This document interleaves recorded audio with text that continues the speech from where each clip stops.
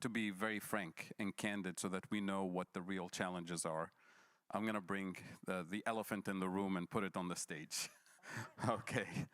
The huge renewable energy potential that we have in Africa and the rest of the global south, we perceive it as a huge opportunity, as a win-win on the climate front, on the development front.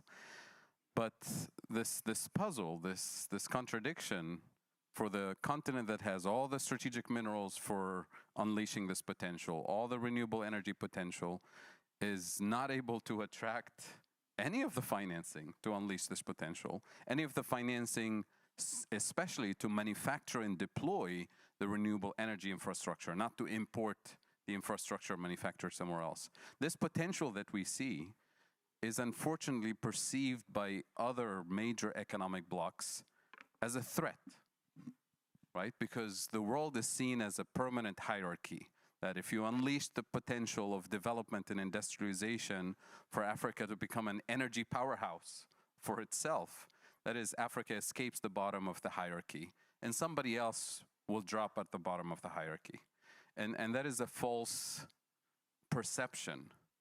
And what we need to think of is a win-win scenario in which we move away from these colonial hierarchies and into a truly multipolar world in which the global majority, that is Africa and the rest of the global south, is at the center of a new international economic order, at the center of a truly multipolar world of peace, justice, and sustainable prosperity. But that transformation requires understanding what are the structural transformations that need to happen to unlock the lock-in position that Africa is in. And I can summarize it in 3 basic points so they can set the scene for the conversation. And that is the colonial role, economic role that was imposed on the continent and the rest of the global south to be, number 1, the place for cheap raw materials for the industrialized world. We still play that role. That needs to change. Number 2, to be the consumers of industrial output and technologies, including renewables technology, from the industrialized world. We still play that role, and that needs to change if we're going to unleash this potential. And number 3, and most importantly, we're supposed to be the place where obsolete technologies, assembly line manufacturing that is no longer needed in the industrialized world is outsourced to us under the label of development and cooperation and trade and all of that. But effectively, it's designed to lock you permanently at the bottom of the hierarchy.